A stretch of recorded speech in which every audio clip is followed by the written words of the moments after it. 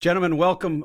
We are going to have something of a rule of law focused episode today. That wasn't deliberate, but it's sort of where we ended up, I think, given some of the important issues that are in the news this week. Let me start with the controversy, or the controversies, plural, surrounding Defense Secretary Pete Hegseth. First, the dishonorable and likely illegal U.S. attacks on boats in the Caribbean, and then the Pentagon Inspector General report out Thursday on Hegseth's use of Signal to share battlefield details with his colleagues and his wife. Let me start with an attempt to summarize the latest on the boat attacks. It's a fast-moving story, but we have had many developments over the past several days, so I'll give a quick summary and then we'll jump in. On September 2nd, the U.S. launched a campaign of airstrikes on alleged drug runners in the Caribbean. The first of those strikes eliminated several individuals on the vessel, but there were 2 survivors. The Washington Post published an explosive story last Friday that really accelerated the reporting and the scrutiny that we've seen over the past week, reporting that the U.S. conducted a second strike on that same vessel and targeting the 2 individuals who survived the initial strike, and that strike may have violated the rules of war. The administration's response over the past week has been evolving, I would say is the most polite way to put it. First, Hegseth dismissed the Washington Post reporting as fake news without really specifying what was inaccurate.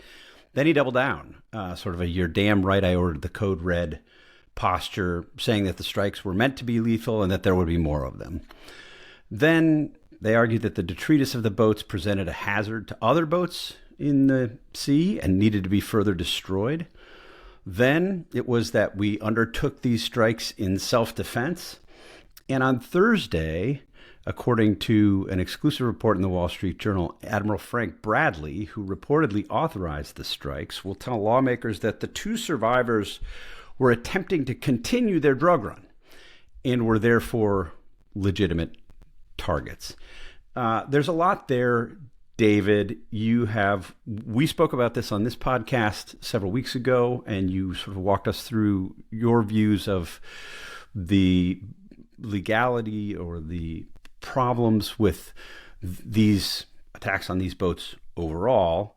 I wonder what you make of what we've seen over the past week with respect to the new information that has entered the discussion and also the administration's response. Yeah, so I'm puzzled on a number of fronts here. Let's just put aside the legality of the strikes themselves. So we as you said, we've talked about this. Let's put aside just for the moment the huge looming issue of, are these strikes lawful to begin with? And just let's presume for the sake of argument that this is a strike, that the strike is otherwise lawful, that this would be a lawful target. This boat was then the strike itself conducted according to the laws of war. And the way the Washington Post described the story was pretty clearly no. In other words, that the way they cast the story, this boat was, incapacitated, these are people clinging to wreckage, that this is a classic case. It's such a classic case that the the law of war manual, the Defense Department law of war manual says in black and white that an order to destroy shipwrecked individuals is exactly the kind of illegal order you're required to refuse. So this is actually in the DoD law of war manual. So it looks like a very classic case of a law of war violation. And the administration, as you said, angrily denied it, but then went straight into this sort of, I ordered the code red, but no, not the specific code red. The specific code red was Frank Bradley. Like, I might have been the general code red, but the specific code red was Frank Bradley. This is on him. And then, Hegseth has this post where he says, Biden coddled terrorists, we kill them, which is not exactly a denial of one of the other allegations here, which was there was essentially a kill them all order, that what you might call a no quarter order, which is also, again, going to the law of war manual in black and white. That is not, that does not comply with the laws of war. It's literally an example given. Yeah. Right? It's in the manual. It's black. When I say black and white, I mean literally. Just pull Yeah. up the PDF. It's in black and white. And so this is very different from sort of the other controversies we've seen, say, around the war on terror, around rules of engagement. Rules of engagement are not the laws of war. These are the rules that commanders craft that are more restrictive than the laws of war. And Hegseth has long had problems with the rules of engagement. I have had problems with the rules of engagement. No, this is the law of war. Now, what are the circumstances where a second strike is okay? There are circumstances where a second strike would be okay. Again, presuming the lawfulness of the operation, then the second strike would be okay if it didn't disable the boat, for example, if it looked like the boat was able to continue its mission. But in each time, you're targeting, you're disabling this boat. You're trying to target and disable this boat. And so what does the video say? That is, what does the video show us? This is going to be really, really important and critical, because you could have people still on the boat, and if the boat is burning and incapacitated and in an impossible situation, they're still shipwrecked. And the idea that, well, no, they're continuing the mission, you would kind of need to see some concrete evidence of that, I would say. But there's a lot we don't know. But the thing that really is interesting to me here is, okay, if the explanation was that they were not actually clinging to the wreck, that they were not shipwrecked in any way, shape, or form, but instead they were attempting to continue the mission, why don't you just say that right from the beginning, rather than sort of do this is total fake news, we kill terrorists? What is this? I guess, this is a kind of thing that we were talking about before, that they're not actually trying to communicate to the public. They're trying to communicate to Donald Trump. And with Donald Trump, you're never really forthcoming to the press, truly. You're not explaining things in good faith. You're just attacking. But they finally reached a point where they have to be forthcoming. And now they're forthcoming with a story, I guess we'll see, that is very different, somewhat different from the Washington Post story. There's just still an awful lot up in the air. Yeah, Jonah, yesterday at a cabinet meeting, President Trump was asked about the video of this. They'd released some video of the initial strike, but haven't released video of the second strike. He was asked if he was prepared to do that. He said he would be prepared to do it. He expects to release all of the video. There are lots of questions about this. There's a lot more to learn. And, I think being prudent and sort of in the sort of dispatch fashion of avoiding jumping to conclusions before we have all the details, we'll wait. That, maybe there's something in that video that supports the latest of the various claims. But I have to say, just impressionistically, if you look at the arguments that the substantive arguments that they have attempted to put forth, that the wreckage of the boat presented a problem or a real hazard to other boats in the area. I saw that. I'm certainly no expert on boating, but that seemed to strain credulity to me. And now the idea that we'd be able to tell what exactly it was that these survivors were attempting to do, that the administration can tell from whatever video they have, that they know that they were getting back on board the boat or doing whatever they were doing in order to continue the drug run. Again, it's hard. Well, I'll suspend disbelief for the time being, but it's hard to understand how we would come to that conclusion based on watching whatever the video they release. Am I just too cynical here? No. This gets like a complaint I've been venting for a while now about why politics in general is so burdensome to talk about. It's that virtually nothing that comes out of the administration, and really the Republican Party, and to a large extent the Democratic Party, almost none of the arguments are the face value arguments, are the good faith arguments that are motivating them, right? It's at almost every turn, the arguments are pretextual for whatever the real reason is. We do not have the world's largest aircraft carrier and a massive naval deployment off the coast of Venezuela to stop the flow of fentanyl in speedboats to the United States. Those boats can't reach the United States. Venezuela doesn't produce any fentanyl. But those are the arguments we've been getting for months now, right? And similarly, our friend Andy McCarthy over NR had a good piece on this. The White House press secretary had a prepared statement that she read in response to the obvious question about the obvious questions about the double tap thing, and she leaned into the idea that these ships were there, fired the second time out of self-defense. Now I put it to you that a U.S. naval armada is not much threatened by an intact drug-running speedboat. Never mind one in flames floating in the ocean. And you can find this time and time again where they come up with the argument that gets them through the moment, right? Mm-hmm. And sometimes, like on the tariff stuff, you can literally change cable news channels, and hear contradictory arguments in the same hour about why they're doing X, Y, or Z about tariffs, right? So so one of the things that frustrates me about this is we saw this with the Alien and Enemies Act, right? They would say they declared this Tren de Aragua and another gang, an MS-13, as enemy combatants or foreign enemies or whatever the legal designation was. And then they would use that asserted authority without backup from Congress against people with no connection to either gang.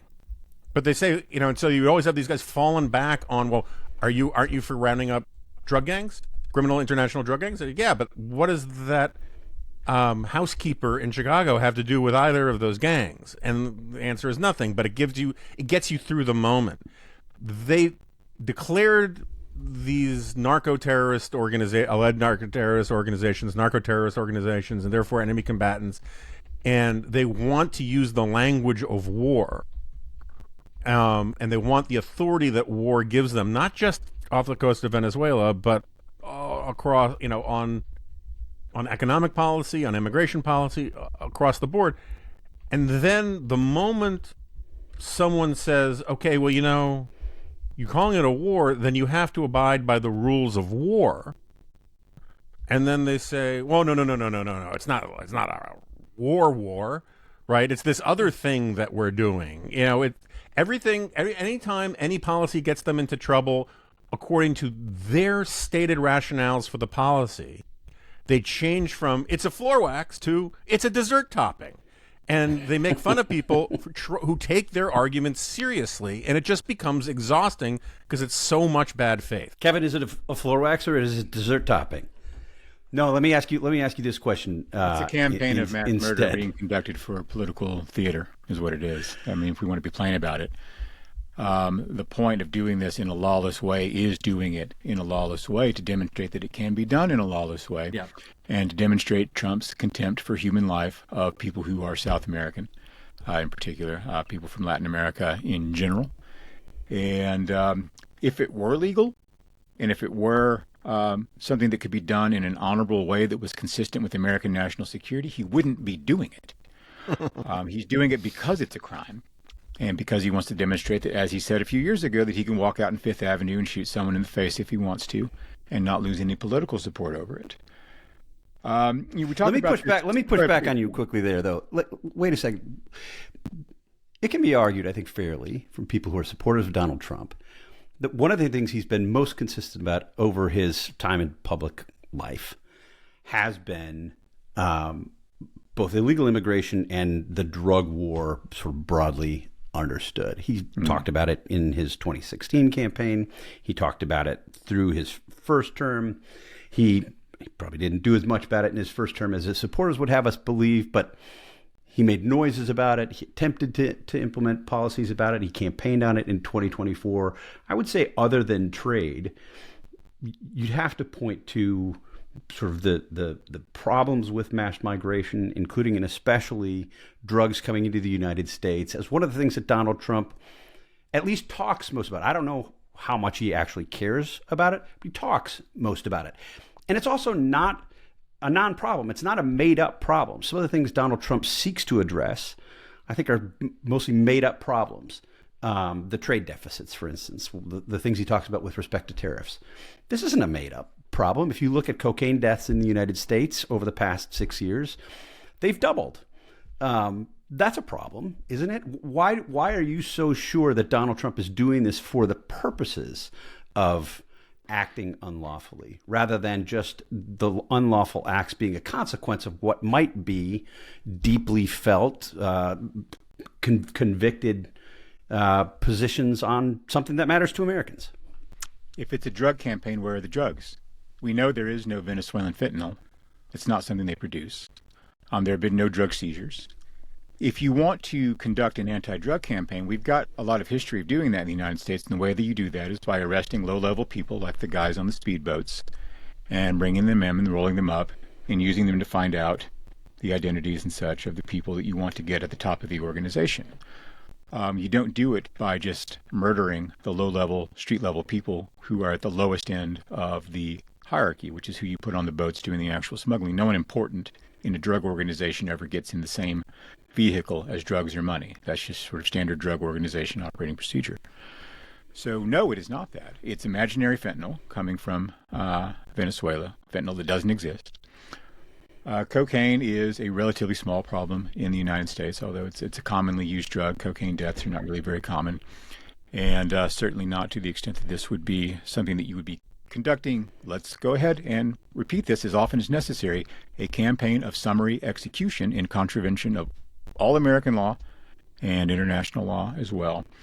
So if we know what's on the boats and who's on the boats and where they're coming from and where they're going, grabbing those boats when they come into places where we have legal jurisdiction to arrest them, bring the crews in, question them, interrogate them, and use that intelligence to further combat these drug smuggling networks would be a relatively easy thing to do. But we don't have any such intelligence, and there's no sense of pretending that we do. What Donald Trump is doing is simply blowing up boats in the Caribbean because they're full of South American people that he would like to murder for political purposes, because it's good theater. If you wanted to have an anti-drug policy, there's better ways to do an anti-drug policy. This is not an effective anti-drug policy. Everyone knows it. And there are lots of ways to bring drugs into the country. And of course, there are drugs that are manufactured inside the United States as well. And we'll get to this later, but you certainly don't do this while you're pardoning people who actually are major drug smugglers in the hundreds of tons of cocaine business because they were prosecuted by a previous administration that you don't like. We'll come back to that later. They talk about narco-terrorism, and this is one of those instances where terminology runs away with people. Narco-terrorism is a real thing, but what it refers to is terrorist organizations that use narcotics to support their terrorist activity. FARC was a good example of this. The Taliban, for a while, was an example of this. Thanks for that. And or to a lesser extent, organizations like Shining Path.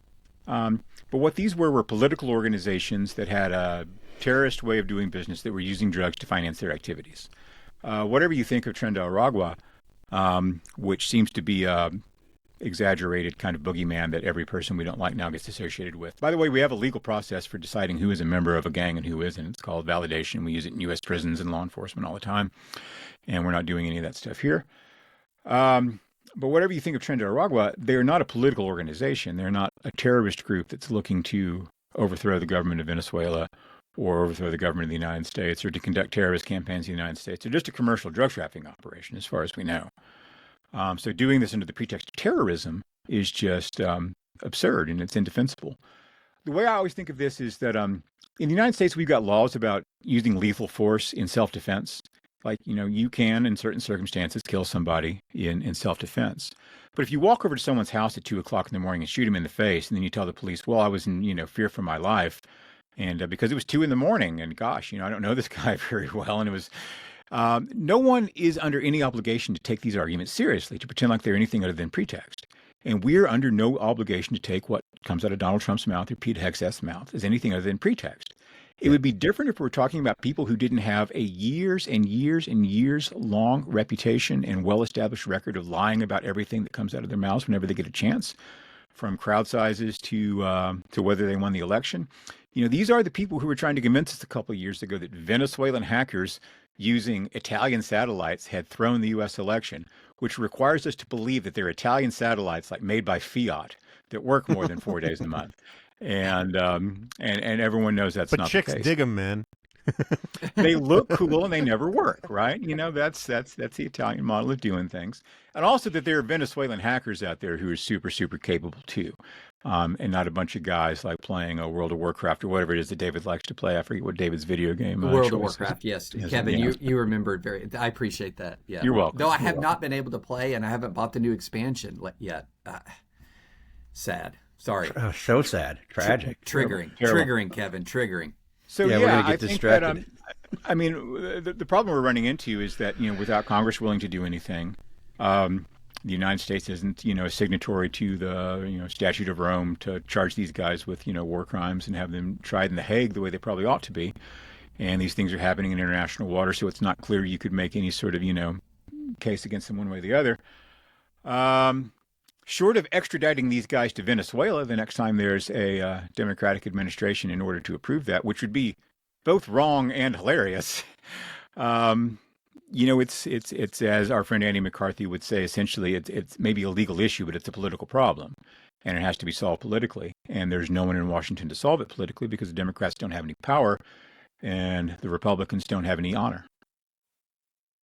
Jonah, let me go back to you on this question that Kevin raises about the long history of these guys basically being full of shit on these questions and other questions. Secretary of Homeland Security yesterday at the same cabinet meeting, she tells Trump, Mr. President, quote, "You've saved hundreds of millions of lives with the cocaine you've blown up in the Caribbean."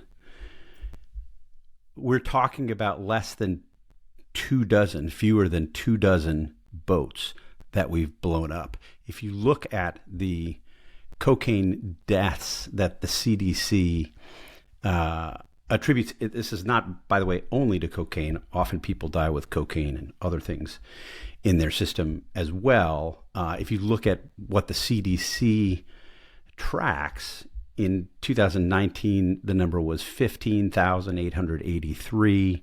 2020, it was 19,447. There has been an increase, a doubling. I think it is a problem. In 2023, the number was 29,449. So it has been a problem. But you hear somebody like Kristi Noem say the things that she said, and it invites anybody who's paying sort of even casual attention to dismiss all of these other arguments because they're so unserious. Why should we believe anything she says or anything Trump says or anything Hegseth says sort of in their own defense or in making the case against these drug runners, given their long history of lying about this and lying about everything? Well, I mean, I take your point. We shouldn't believe, as a general proposition, we shouldn't believe anything politicians say without them providing evidence for it. During moments, which by and large they have not done here. Right. So that my point is that, like, so this gets at one of my abiding peeves going back to 2015, is the capacity for people who defend the Trump administration or the Trump campaign at the time by being, I think we can all agree the media has gotten some stories wrong, including stuff about Russia over the last 10 years. I'm perfectly happy, I got stuff wrong about Hunter Biden's laptop, right? And these are the things people get wrong, right? Okay. What drives me crazy is the aggrieved, righteous indignation. Like, how dare you suggest Donald Trump would ever lie about something like this? How dare you suggest that Pete Hegseth doesn't have the best interest of America, at heart, all this kind of stuff, when the previous 10 examples were proven that they were lying. But they wait for the one example where there's evidence on their side, and then they get incredibly sanctimonious about how Trump derangement syndrome made you not believe him, and look, it turns out they were telling the truth all along about this one discrete kind of thing. And so the thing that you're pointing to with Kristi Noem talking about the drug death stuff, Pam Bondi's done that too. A couple other people in the administration have done that too. When they had fentanyl enters, grabbed up some fentanyl. They said they literally took the raw amount of fentanyl and then divided it by the amount you need to overdose and die, and then applied that to the population. And then said Donald Trump saved, I think it was Bondi who once said that Donald Trump saved 250 million lives or something like that. And given that 90% of the fentanyl that comes into the country is not interdicted, that means we're all dead, by the way. But I've been waiting. We got two, shall we call them gun enthusiasts on this podcast today. I've been waiting for someone at the NRA to realize that this logic is somewhat problematic. Because if you're going to say that any potential, any amount of fentanyl, any amount of cocaine, any amount of heroin, whatever you want, can automatically be assumed to be the lethal dose that would have killed somebody had it been allowed to enter the country, I can make a very similar argument about bullets. You can make an argument about bullets and handguns that if each bullet found a human being, and if you're going to count every gram of fentanyl as if it was a lethal overdose, part of a lethal overdose, then every bullet is part of a murder, right? And it's just not the way Earth logic works. And where I disagree with you is that I agree with you that nobody who's paying attention should believe any of this crap, because it's all nonsense. It's all pretextual. It's all bad faith and all that kind of stuff. But to the extent any of these people care about any audience other than Donald Trump, which is not always clear that they do care about any audience other than Donald Trump, but whether they do, is they know people like Megyn Kelly, people like the entire primetime lineup at Fox News, are likely, not always, Megyn Kelly sometimes will pick a fight, but Jesse Waters will not. But they know that there are people who will take the tendentious, ridiculous, absurd interpretation that the Trump people are putting out there and run with it and use it to defend them. Like, they will use these, and the stupidity of them is part of the point, because first of all, it's a way to humiliate your supporters into like saying stupid things and showing that you have complete control over them. But it's also a way of a nuanced, clever argument is not a demagogic argument, and they want demagogic arguments. And that means the other side is in favor of 50 million people dying from fentanyl, and that's why you're against these boat strikes. And that's the kind of arguments that they want to make. That's the kind of arguments that Donald Trump can understand. Kevin?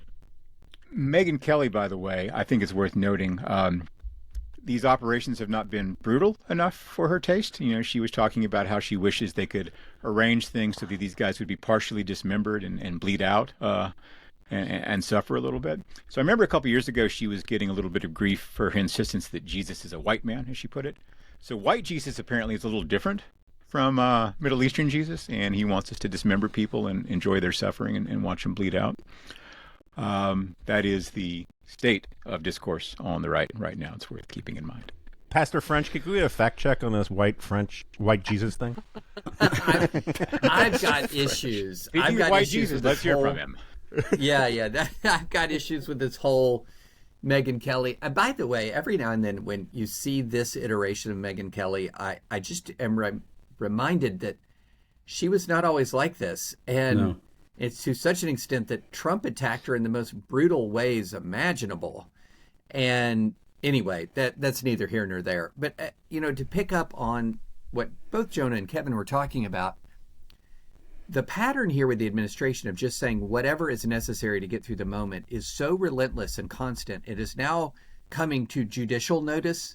And so you're beginning to see a lot of the early explanations that were offered to justify, for example, National Guard deployments, things that were shouted from the rooftops of Fox News about these things happened to these ICE officers, etc., that when you actually go back and look at the body camera footage and when you actually investigate the underlying incidents, time and time again, the breathless story we were told turns out not to be the case at all.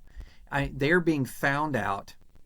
They're being caught in lie after lie after lie, in the judicial realm. And this is when they're making arguments to courts, to Article 3 judges. They have no moorings in the truth at all. And so every single story I'm hearing from the administration, I just take it with a giant grain of salt. That's why, when I wrote about the boat strikes, I was saying, let's see the video. Let's hear the audio. I don't care about your spin. I want to see the video. I want to see the audio. I want to see the redacted to remove the classified information, but the operative portions of the underlying order. Because if you did have a kill them all order, either verbal or written, that's a war crime. And, I know I said in my initial, when I was first talking, let's set aside the legality of the underlying campaign. Well, let's take that back off the shelf and just reiterate that everything that Kevin said here is absolutely correct. This is an unlawful, illegal military campaign. And one of the ways you can tell is when we had our initial Times reporting following up on the Washington Post reporting, and we talked about this, this is when you began to really see, okay, how much were these people sort of out of the fight or whatever? But in the story, we made the point, what fight? Yeah. There's what fight? Normally, because under the laws of war, when a ship is burning, you can continue firing on it until it strikes its colors or it somehow or ceases its own resistance. In other words, that there is a clear delineation that it is now out of the fight. But how could these guys do that? They didn't even know they were in a fight. They didn't know that this was a war, right? And at what point were they going to be able to say, strike the colors, lads, the Navy has bested us? No, I mean, this is not what was going on. And so this whole thing is just a farce piled on a farce, colored by grossly illegal killings of human beings. And one other thing to point out, anybody who will sit here and say with a straight face that we got 81 or whatever drug dealers has a lot more confidence in the intelligence process than I do. And look, I have participated in airstrike decisions. I have participated in planning air campaigns that included airstrikes. I have been a part of this process, and I know our intelligence is not foolproof. It is not. And when you're operating in an environment where I was in Iraq, a congressionally authorized military conflict conducted according to the laws of war, we could still make mistakes and did make mistakes. This is not congressionally authorized. It's not conducted in accordance with the laws of war. We have no visibility. Is this administration, which is so shockingly incompetent in its law enforcement here at home, suddenly they're 100% when they are striking from the air in South America? Maybe we've been lucky. But the reality is here, the layers of trust that are being put on this untrustworthy administration with human lives on the line, it's just completely unjustifiable. Completely unjustifiable. One quick point, just because, all right, so I've been writing for almost 20 years now about my problems with the concept of the moral equivalent of war. And I usually apply it to things like climate change, or I don't apply the moral equivalent of war. I have problems with people who apply the concept of the moral equivalent of war to things like climate change. Fighting climate change may be as worthwhile and as important as a lot of people claim. It's not war. It's just a different thing. The war on poverty, it's a different thing. There are all sorts of things psychologically, legally, morally, sociologically, that kick in when you're in an actual war that are much more like a state of nature than they are about like a rule of law kind of society. And that's why, there are real problems with the idea of the drug war. If we're at war, if this is like the drug war, and remember, the first time this administration talked about how they were embracing the drug war, it wasn't about anything in Latin America. It was Peter Navarro going on TV saying the first round of tariffs against Canada, where the cartels, in his words, had taken over.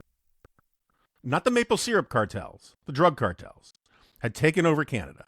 And And so he said, and so these terrorists, this set of terrorists, this is about the drug war, right? And war gives you permission in politics to do all sorts of things other concepts won't.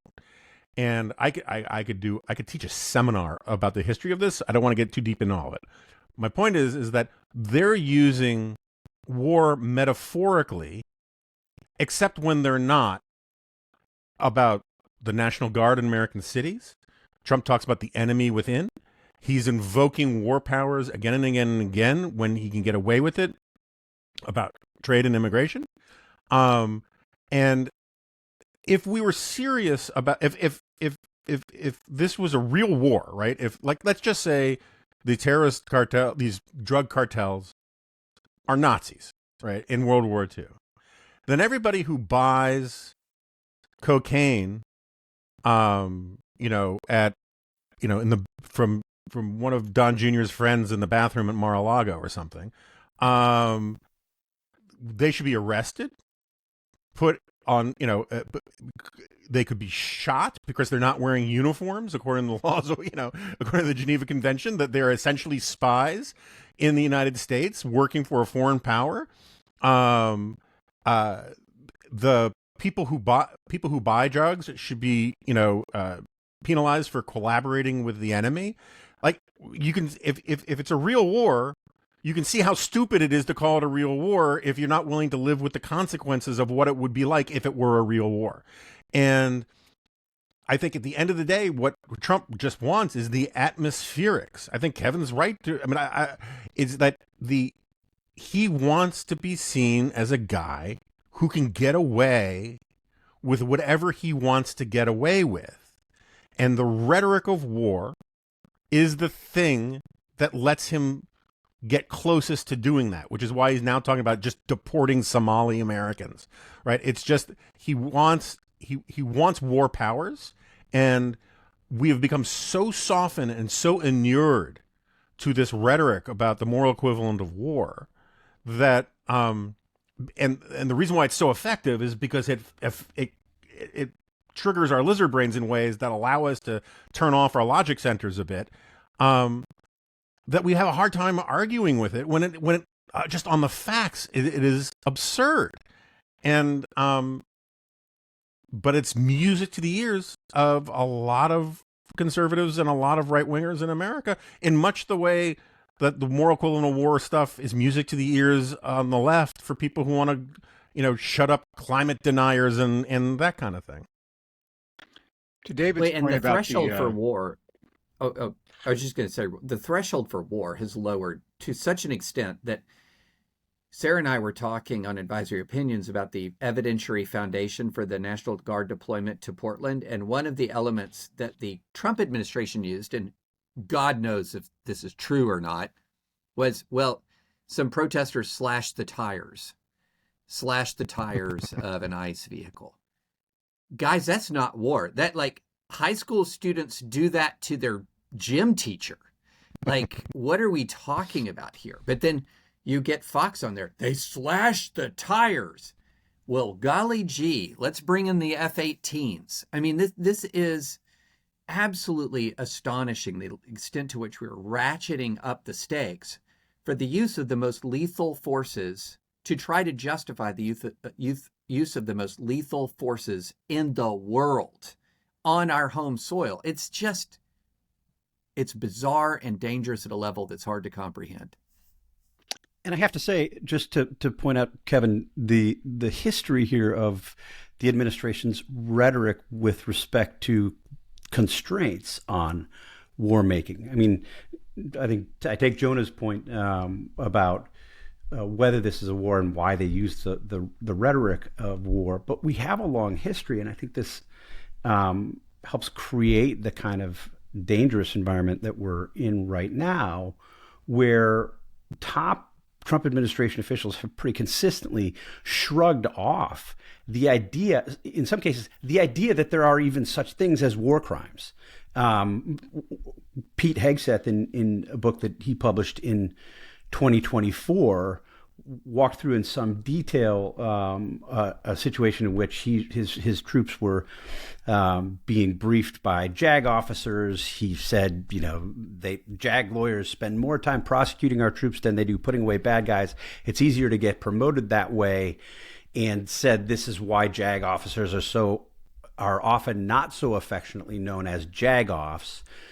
He walks through this scenario in the book where he describes a JAG officer coming up with a hypothetical where a terrorist is holding an RPG and asks if they could shoot him. And the men, per Hegseth's telling, all say, of course, and the JAG officer says, that's wrong. You can't do that. Hegseth says that they sat in stunned silence, and then he told his troops to ignore the legal advice. And I'm going to read the quote here. After this briefing, I pulled my platoon together, huddling amid their confusion to tell them, I will not allow that nonsense to filter into your brains. Men, if you see any enemy who you believe is a threat, you engage in and destroy the threat. That's a bullshit rule that's going to get people killed, and I will have your back just like our commander. We are coming home. The enemy will not. Now, I take David's point from earlier that there are real debates about rules of engagement. I think we had some of those during Iraq and Afghanistan, and I probably would be more sympathetic to arguments in some cases like the ones that Hegseth made there than some of the sort of hyper-technical ones that we have gotten public from the JAG officers back then. But if you look at the kinds of things that Donald Trump has said all along, that J.D. Vance said in this context about this specific thing, he was on Twitter on September 6th and tweeted, killing cartel members who poison our fellow citizens is the highest and best use of our military. A liberal influencer, I guess, named Brian Krasenstein tweeted back at him, killing the citizens of another nation who are civilians without any due process is called a war crime. And Vance tweeted back simply, I don't give a shit what you call it. How much, and David, I'll ask this question to Kevin first, and then I want you to weigh in. How much does that matter in terms of the overall understanding of what the American public thinks of war crimes and how serious this is? And then specifically, what does this say to the troops? What does this say to the people who are responsible for actually doing this, particularly in the context of what we've seen from Donald Trump over the past decade? Yeah, I think the way to think of this, uncomfortable it is to say, is that Venezuela is Ukraine and we are the Russians. Yeah. Yep. So if you are the sort of person who admires what Putin has done and you want to emulate that sort of brutality, you think it's a way of advertising your masculinity, your seriousness, your patriotism, any of that stuff, this is what you do. There are no Nazis running the government in Kyiv. There is no fentanyl in Venezuela. These are all pretextual stories that are made up. And, Jonah likes to cite Burke's Birds of Prey speech a lot about the effects that sending young men off to the East India Company to be brutal occupiers and exploiters had, not just on the Indians, but on the British administrative and ruling class as they came back home with the assumptions that what they had learned as colonial powers could be applied at home in a similar kind of way. I think that this has a corrupting influence on people necessarily when you're being asked to do things that are illegal, that you probably know are illegal, certainly that you know are immoral, and you're going to go along with it anyway because you want to have a military career or you want to have a career in the Senate. And in either case, you don't have the guts to stand up to the people who are telling you to do wrong and tell them no. So I think that is where that is at. I think that again, another remnant bingo card here thing for Jonah's benefit, but the Lord Acton quote about absolute power corrupting absolutely, which a lot of people misunderstand. It's about its effects on people around it. Trump's ability to get people to do these sorts of things is a result of that kind of corruption, that people think they can behave in a way that is unaccountable and amoral or immoral because there won't be any consequences for them. And so far, they're right. One minor point, though, I wanted to add, David was talking about the issue of the reliability of intelligence. And David may not know this, but he's not the only one who's been involved in this. In an earlier part of my life, I was involved in this issue as well. And I can tell you that even when they tell you it's cocaine, it's not always cocaine.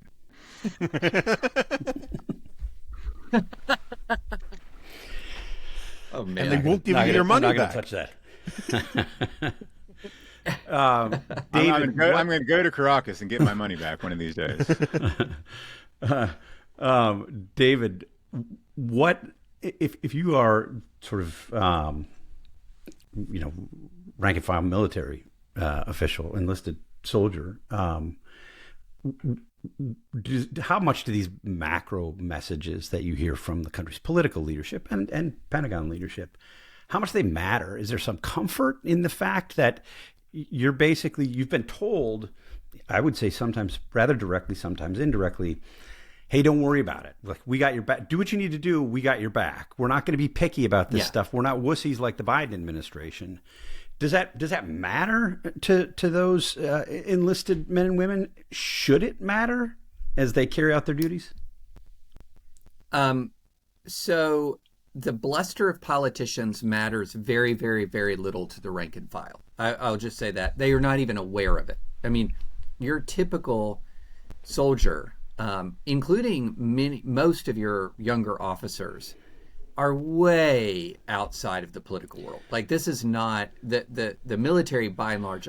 Just like any group of people, you're going to have some people in there who are just real political obsessives and they really drill down on what's going on. But that's very much a minority. So you've got a lot of people who are just very, very disconnected. But what does matter is leadership and personnel.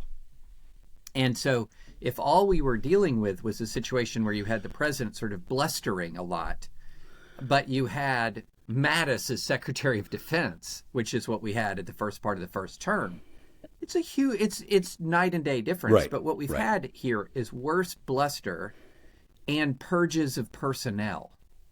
And that gets the military's attention all up and down the ranks. When you change sort of the funnel and the method of promotion, what is it that gets you the attention at the higher ranks? What is it that can secure your rocket ship to the top?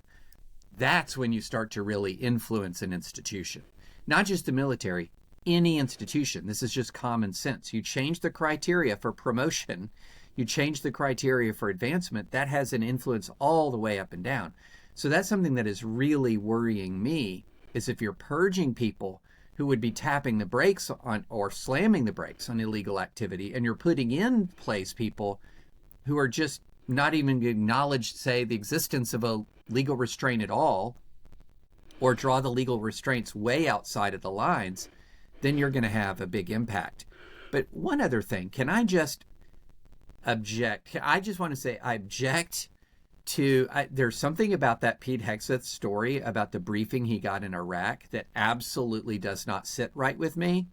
It doesn't sit right with me because I served in Iraq in 2007, right after he was there, and those were not the rules of engagement that is not what I briefed as the rules of engagement. That is not something that I don't want to say it didn't happen, but let me just say, if he received a brief like that, it would really surprise me, because I've also seen the rules of engagement that were in effect before I was there.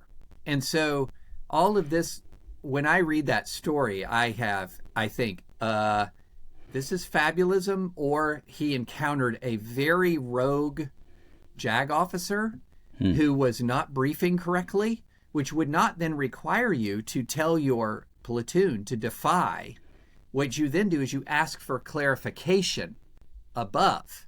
Is this the standard really, truly? And so I am extremely skeptical, to be honest, about that story. Just extreme. Well, I'm not saying it didn't happen, but I'm extremely skeptical.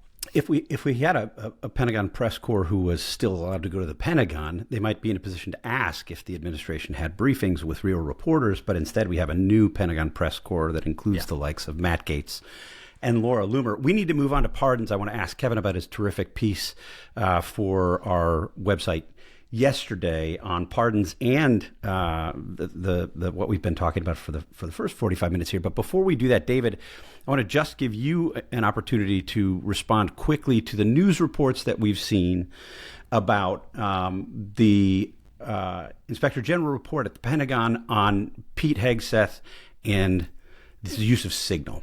The response from, to summarize the news reports briefly, they said that he put U.S. national security at risk. He shouldn't have done this. This wasn't secure. Sort of everything that all of the kinds of things that you would expect an IG report to say based on what we know happened, what they've admitted happened, is in that IG report, according again to these news reports. But the Pentagon, the chief spokesman of the Pentagon, Sean Parnell, came out, and because the IG report acknowledges that Hegseth has broad declassification authority, called this a, quote, complete, well, I don't know if the complete is in the quotes, called this an exoneration of Hegseth. Is it an exoneration of Hegseth, and how should we understand what happened?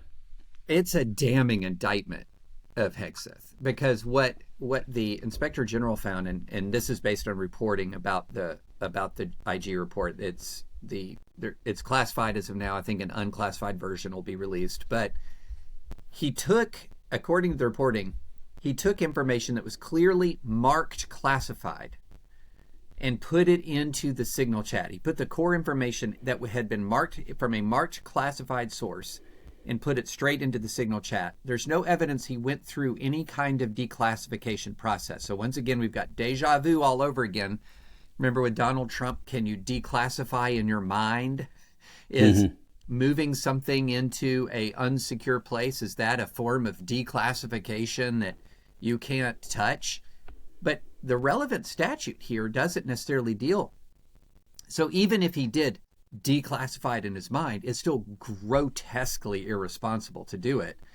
And number two, one of the key underlying statutes here is not limited to classified information. It's national defense information. It's information pertaining to the national defense. So it's still information pertaining to national defense being moved from its proper place and placed into an unsecure, unclassified civilian messaging app with a journalist in the group. Not me, look, by the way. It was not problematic. Not any of us. Jeff Goldberg. I mean, thank the Lord that Jeff Goldberg is a patriotic enough American to not immediately spill out information that could have harmed U.S. pilots. But the reality is, this is, just to put this in context, I would view this as 10x the Hillary Clinton email scandal. And I believe she should have been prosecuted. But as far as actual potential operational harm to Americans, transmitting in an unclassified forum the strike information of an imminent strike against a force that we believed had surface-to-air missiles and anti-aircraft capacity, it's staggering to me. It's just staggering. But this is one of the things where the administration is following the playbook of, we just brazen this thing out. Yeah. It is what it is. We're going to declare it all to be fine, even though it would be a career ender for any other SecDef and any other administration in American history, possibly prosecutable. They're just going to brazen this thing out.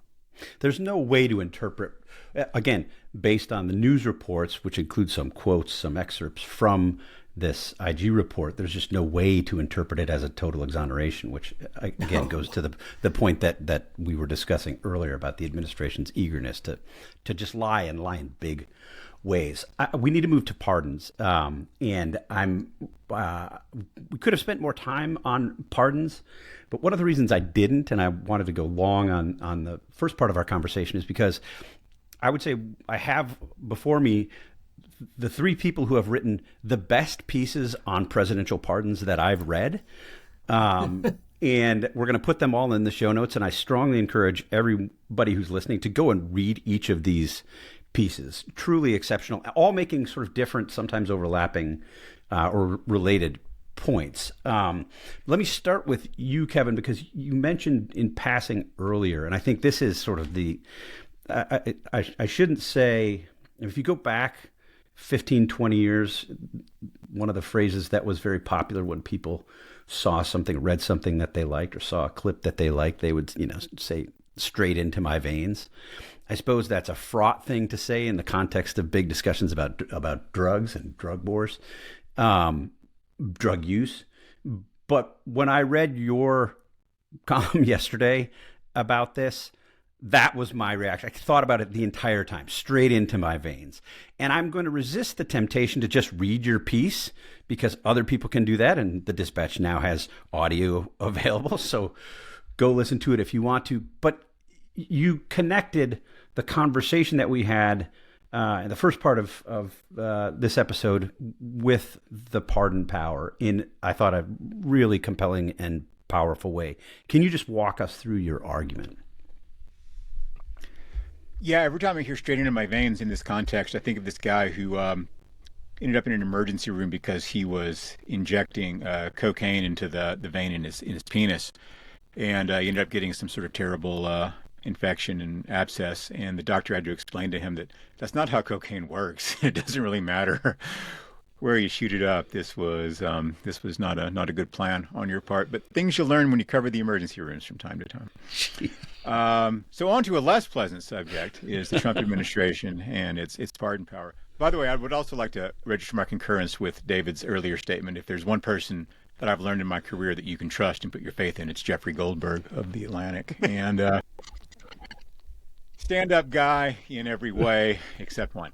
But that being said, the pardon power is actually, this is an idea that I think I originally first heard suggested by David in all seriousness, which is that we should probably think about amending the Constitution to change the way we handle the pardon power to require Senate sign off, either a majority or even a supermajority, or give the Senate or Congress some sort of veto power over it, because the way the sort of unilateral nature of the power of the pardon has become very, very corrupting, and Americans apparently no longer know better than to elect people like Donald Trump to the presidency. So the pardon power is, as I alluded to earlier, I think something that is profoundly corrupting, particularly in the context of this administration.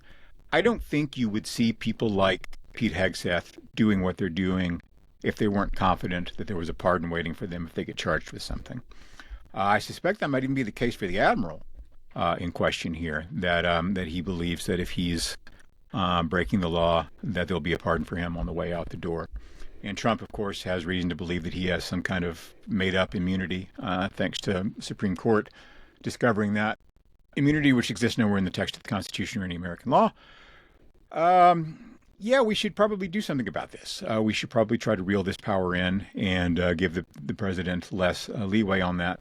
You know, for a long time, it was the sort of thing we could trust our presidents with because of the sort of people we elected to the presidency. Even the people who were sort of bad people had a sense of propriety and shame and care for their reputations and things like that. It's difficult to even imagine, a character like Richard Nixon or Warren G. Harding just sort of auctioning off pardons, essentially, the way that the Trump administration has.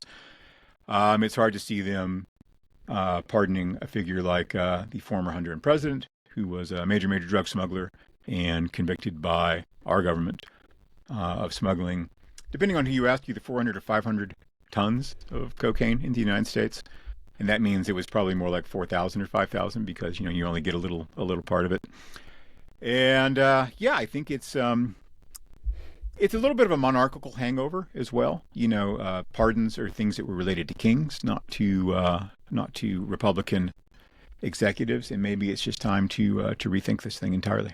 Kevin, can you walk people through this pardon? I mean, to me, the most devastating part of your piece was the top, contrasting what we are hearing from the administration with respect to the importance, the necessity of launching a full-scale war, potentially, on what they call narco-terrorists to keep drugs from coming into the country, and the president's pardon of the former Honduran president, who, as you say, was indicted, was serving prison sentence for his role in bringing in at least several hundred tons of cocaine. I mean, if it was the case that President Trump has saved hundreds of millions of lives per Kristi Noem or Pam Bondi by these strikes on 21 boats in the Caribbean, think of how many lives we could have saved by blocking the activities of the former Honduran president, who is alleged to, in court, have brought hundreds of tons. into the United States. And I think that argument, I mean, it's hard to square what they're doing. I mean, we don't know an exact amount, but you figure it's probably good for a couple of upside points on the Dow Jones Industrial Average during that period. There's a little optimism down there in downtown, thanks to his product making its way onto the American streets. I don't really know what else to say about that, except for the guy he's figured out what a lot of other people have figured out, which is that Donald Trump is easy to flatter. And if you just declare yourself on his side, and this guy presents himself as a, Trumpy figure who's a bulwark against the radical left, as he puts it. And the pardon, we should just make abundantly clear, sorry to interrupt. Yeah. The pardon came in the middle of this campaign. The pardon was, this just happened. Just happened. In the middle of the president making the case that we need to go to war to prevent cocaine from coming to the United States, he pardoned this guy who had a role and was convicted, was sentenced, was serving in prison for his role in bringing cocaine into the United States in mass quantities. This happened all at the same time for people who have not been paying attention to every single detail of the news on this. Yeah, it's one of those things where it's really easy to write a column because all you have to do is just reiterate the facts. You don't have to jump up and down and yell about it too much. It's just an outrage on its surface. And we'll find out in a few months or a few years that there was some way of enriching the Trump family or some Trump ally involved in this, or that there was some person getting a favor who's connected to the guy. We don't know exactly what it is right now. Or it could just be flattery. Trump is susceptible to flattery and to people who claim to be his political allies. I will note that radical left really means something rather different in Honduras than it does in the United States. It's a country with a real radical left in a way that maybe we haven't had in a long time. But no, it's a fairly outrageous thing. And but for my bingo card this time is the T.S. Eliot line about trying to dream up systems so perfect that no one needs to be good. This is a reminder that our constitutional guardrails are not sufficient in and of themselves, that if you elect bad people to offices with tremendous power, you'll get tremendously bad outcomes. Yes. Jonah, you wrote in No Checks, No Balances about the need for a constitutional amendment to restrain this pardon abuse. You are not a fan, I should note, of constitutional amendments generally. Why do you think we need one in this instance? Because, and David can sing from this hymnal quite well as well, but the simple fact is that there's a large number of things that are unconstitutional or illegal, but that are not justiciable, which simply means that the courts are not going to take up the issue because someone doesn't have standing, or because it's a political question. Whether Congress declares war or not has been largely incidental to whether or not we use, the military in lots of cases, because the court is just not going to get in the middle of all that kind of thing. And so we have a system so one of the things that Congress is there for is to be a check on the unconstitutional things that courts can't get into, right? The whole idea is that, this is the one thing that drives me crazy, is congressmen and senators, they take an oath to uphold the Constitution, and that's come to mean we won't do anything that violates what the Supreme Court says we can't do, but otherwise we'll do whatever the hell we want. And that's not what the founders intended. The founders intended that every branch of government, we don't need to get into departmentalism, but they intended that every branch of government would abide by the Constitution in toto, right? But now we have this thing where instead of the Supreme Court simply being the final authority on what the Constitution means, it's become the only authority on what the Constitution means. And so Congress feels free to not do its job. Its job, this cock-up in the Caribbean is all because Congress lacks, I don't want to genderize this, but lacks the manhood to actually assert its prerogatives and its responsibilities about what it's authorizing and has not authorized. Same thing with tariffs, right? When you take an oath as a congressman or senator, you take an oath to play the role that the Constitution envisions for the first branch of government. And part of that is impeachment. Impeachment is a dead letter in this country now. It is purely a partisan exercise. It doesn't work the way it's supposed to work. And the problem is that pardons are not justiciable. Courts will not review them. I understand why they won't review them. They are simply the president's pardon power for federal crimes is absolute. The founders worried about this. At the ratifying convention in Virginia, I think it was George Mason asked James Madison about this pardon power stuff, and he says, this is crazy. You could have a president who could just simply have goons and henchmen do stuff at his bidding and say, don't worry, I'll pardon you for it, and use it for his own ends. And Madison rolled his eyes and said, yeah, but what you're forgetting is the pardon power. And that kind of behavior by a president would be obviously, I'm sorry, not the pardon power, the impeachment power. That kind of behavior would be obviously impeachable. Well, Trump has issued in his first term and his second term, I've lost count how many just flagrantly impeachable pardons. And the response you get from people in Congress is, well, he has the power to do that. And you never hear anybody say, well, you have the power to impeach him for it. And if you don't have impeachment, if people don't take impeachment seriously, and you can have presidents just wildly abuse their pardon power, then you are on the road to Caesarism. Because what you're basically saying is all of your cronies, all of your henchmen can literally commit federal crimes. You can sell pardons. I mean, that came up in the immunity case.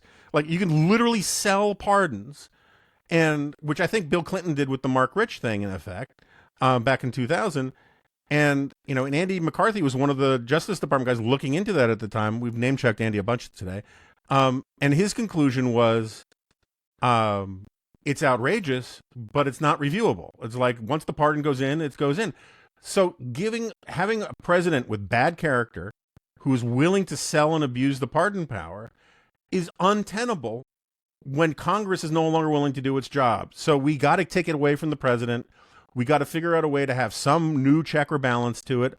Have a national federal pardoning commission that can look at things. I mean, I'm not for getting rid of pardons, but the guy Kevin's talking about, the drug dealer, Honduran guy, he didn't even ask for a pardon.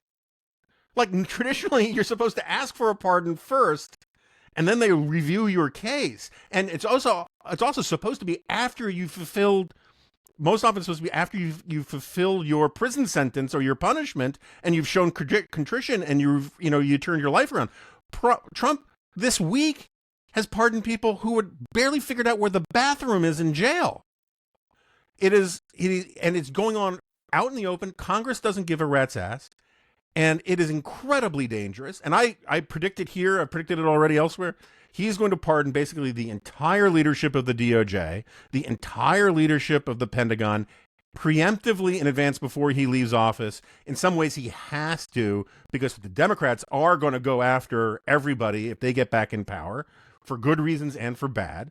And that is the tit-for-tat thing that we've got now. And we just can't have regimes come in, administrations come in and out, where they are planning on being pardoned for doing the president's wishes. It is. I don't get hysterical about threats to democracy stuff very often on here, but it is really dangerous. Yeah, David, before I ask about your call, I want to point out that the Honduran president, Juan Orlando Hernandez, did write a letter to President Trump, whom he called Your Excellency. And yes. The letter I didn't know came that. Okay, I apologize. After a long campaign by, speaking of Trump cronies, Roger Stone, who started making this argument almost immediately after Trump was sworn in. According to Axios, he's published 3 separate Substack posts calling for the pardon of Hernandez. And when Trump was asked about that pardon, he couldn't give any details. But he said, people told me that Hernandez was the victim of overzealous prosecution by the Biden administration. That was good enough for me. David, your column in the New York Times from a couple of weeks ago began by walking through 4 different pardons, fascinating sort of collection of pardons, all with very different stories and very different reasons behind them. I wonder what you think as you survey sort of the pardon landscape. Is there a pardon in your mind that sticks out as the most egregious? And you worried in your column about this being one of the founders' greatest fears being realized. What do you mean by that? Yeah, so let me take the latter first. Look, if you read the debate between the Federalists and the Anti-Federalists, there were certain very salient issues that came up. One of them, perhaps the most famous, is the debate over the Bill of Rights, which the Anti-Federalists won. We got a Bill of Rights, and thank the Lord that we did. But there was also a lot of debate about the pardon power. And you can go to the Virginia ratification debates. You can go to statements by founder anti-federalists like Cato, or a person writing under the name an old Whig, and they made this argument again and again that this was a vestige of royalty. That what we were dealing with was the pardon power was a vestige of monarchy that, if abused, could be catastrophic. That the abuse of the pardon power would be absolutely catastrophic. And so when the debate came up in Virginia, George Mason raised this objection, and Madison answered him by saying, well, impeachment will fix this. And we now know impeachment is essentially a dead letter. As a check on presidents, it's just a dead letter. But the founders would have said, well, we've got a couple of other firewalls here. One is the Electoral College. I don't think the founders could quite imagine that the Electoral College, which they envisioned, which was not what we have, but what they envisioned was sort of a committee meeting of esteemed citizens to decide who was going to be the esteemed citizen to become president.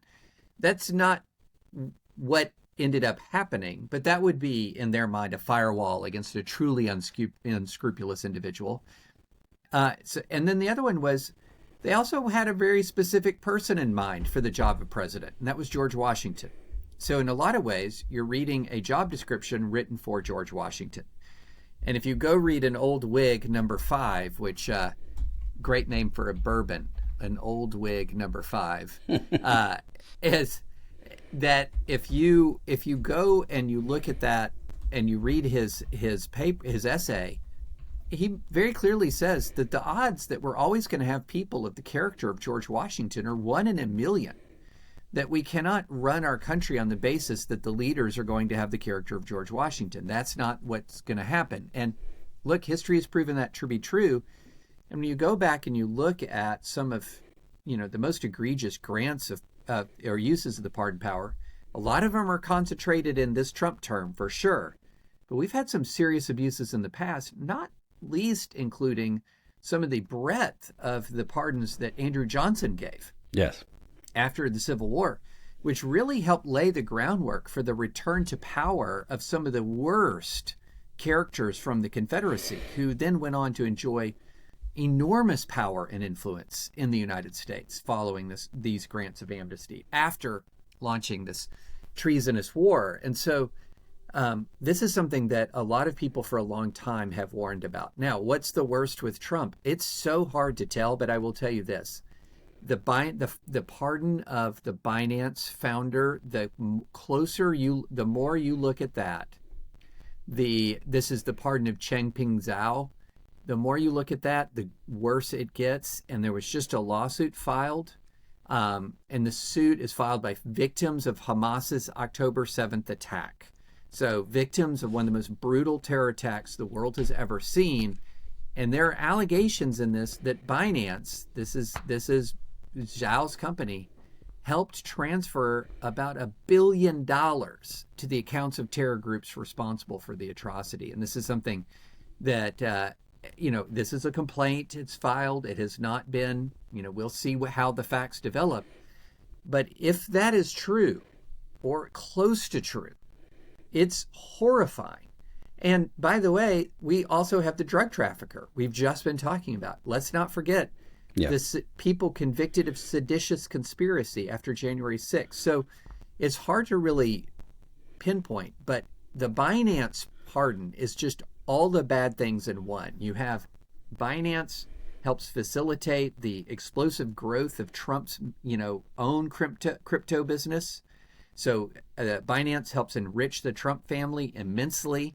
He gets a pardon, We find out that he may have helped Hamas prior to October 7th. What are we doing here? This should be a wake-up call. Yeah, I would say even if the facts in that complaint don't end up bearing out, and there are reasons to believe that some of them will, the facts as we know them today, the facts as they've been reported are horrific today, enough. Yeah, are absolutely jaw-dropping. We need to move on to Not Worth Your Time before Jonah has to go. I'm going to start with you.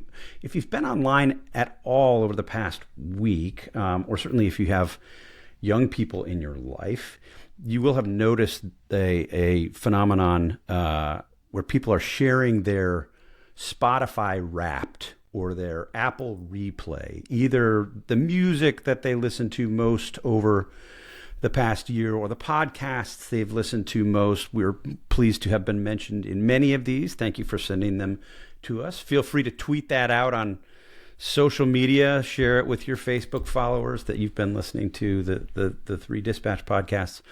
But I thought it would be fun to just go around the horn real quick and see what you all have. If you have Spotify Wrapped, if you have Apple Replay, or even if you don't, what you've spent the most time over the past year listening to. And I'll start with you, Jonah.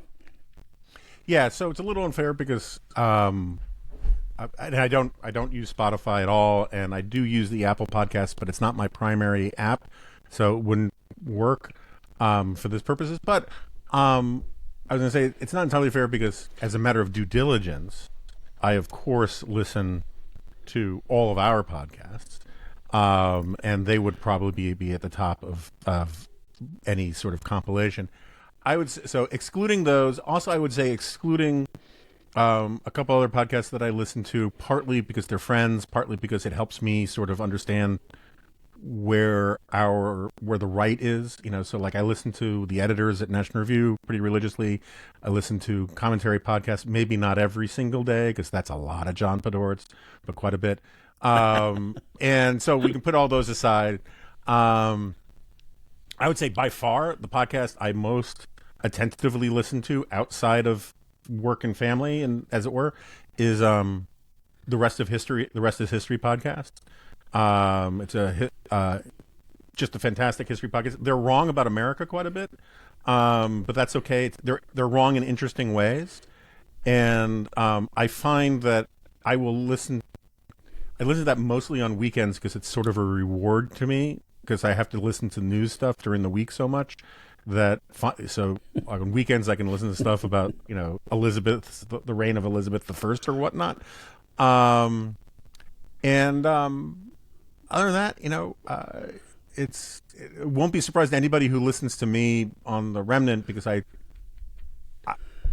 do so much damn talking on that thing. I can't exactly hide what I'm listening to, and so I like Econ Talk quite a bit. And our friends at the Telegraph, their Ukraine the Latest podcast, I listen to quite a bit. Again, not every day. I've actually made the case to them that they should have a Friday wrap up that summarizes the week's news rather than the daily TikTok. And they're taking it under advisement. I guess that's about it. You treat the history podcast on the weekend the way I treat my fantasy football podcasts. Yeah. They're a reward for having to slog through the news all week. Kevin, do you have a Spotify Wrapped? I do not. I don't use the Apple service either. I'm a playlists guy. I like to be mechanically in charge of my own stuff. So I was thinking about that. Were you a mixtape guy back in high school? Oh, absolutely. I would totally burn you a custom so CD. So was I. Yeah, that's good stuff. So I was thinking on the podcast front, I'm a real company man on this. I really like our podcast, and I do listen to them, and I enjoy them all for different reasons. I'd also put in a good word for the podcast done by the European Council on Foreign Relations called The World in 30 Minutes, which is really very good. BBC's daily news podcast is quite good. Although what I'm thinking about right now is music, because for Thanksgiving, we went from where we live down in southwestern Virginia up to my wife's family's place in Massachusetts, not far from Boston, which meant 12 hours in the car each way with 4 children under the age, 3 and under. So I had 24 hours like Sesame Street music. And so I came home and I'm looking at what I've been listening to for the last couple of days. And I've had like hours and hours and hours of like Slayer and Damage Plan and some Wagner in there and a few other things to get me back to kind of a normal place mentally after all this Elmo stuff. Although I got to say, Caribbean Amphibian with Jimmy Buffett's a pretty good song from the Sesame Street universe. Can I make a recommendation as somebody who'd been through that a long time ago? The key is to find shows or music that you can use to entertain the kids, but is also good. That's why a show like I love Bluey. I think it's a fun show. We're sort of graduated from the Bluey stages in terms of television, but it was always sort of a funny show, communicated to parents on a different level than the kids. But in terms of music, there was a great show back in the day called Backyardigans that had like really funky, actually good music. So the kids could watch it and I could listen. So I recommend you try those. So because we are those parents, our kids don't watch shows. Our kids have never seen a movie or a video or anything like that. That won't last forever, but it's lasting for now. So we don't show them videos and stuff in the car. Although my oldest boy has discovered he kind of likes sort of doo-wop era Billy Joel, like The Longest Time and songs like that. He really likes The Longest Time or Uptown Girl and those songs, which for me actually is about halfway between Sesame Street and good music. So I think that's kind of he's moving in the right direction. So we can handle some Billy Joel, and he also likes, much to his credit, he likes early rock and roll. He's a big Chuck Berry fan, and particularly my hometown guy Buddy Holly he likes to listen to. So we can do that, but the triplets are they're requiring some education still, and they're really into the Elmo stuff right now. Well, that's good. Hold off on the video as long as you possibly can. David, do you do Spotify? I do Apple, and I don't know that it has a wrap for podcast. If there is one, haven't seen it, but yeah, I watch or I listen to Dispatch. I do quality control listens on AO. I listen to probably one out of every 2 or 3, just all the way through to see how they are. I listen to Ezra's and Ross's podcasts. Ezra Klein and Ross Douthat at the time, your Times colleagues. Yes. Yeah. At the Times, yes. But I have a kind of an array of podcasts that are not news cycle oriented podcasts that I really enjoy. One is called Empire, which is a podcast that is pretty self-explanatory about empires, and it's throughout history, and it's really interesting and fascinating. Another podcast called Revolutions, which is, spoiler alert, about revolutions throughout history. That's really quite good. Also, I believe, wasn't he a guest recently on a Dispatch podcast or The Remnant? Aaron McLean, and he has a podcast called School of War. Just this week. Terrific conversation with Aaron. Love School of War. Great podcast. School of War is tremendous. It's a tremendous podcast. I really, really urge people, if you have any interest in military history at all, I feel like it's just fantastic. And Aaron Aaron does a great job as a host. He has on the ground experience as a Marine officer in Afghanistan. But it ranges far beyond just contemporary conflicts. Yeah, fantastic. Yeah, it jumps from history to the battlefield in Ukraine to brain science and the effects on war making. And Aaron, I mean, as people who listen to, I talked to him on The Remnant this week. People who listen to him on that podcast will have discovered he talks in normal human language. It is not. Yes, it is completely accessible for people who are not military historians. Yeah. Excellent podcast. And then I've had great fun.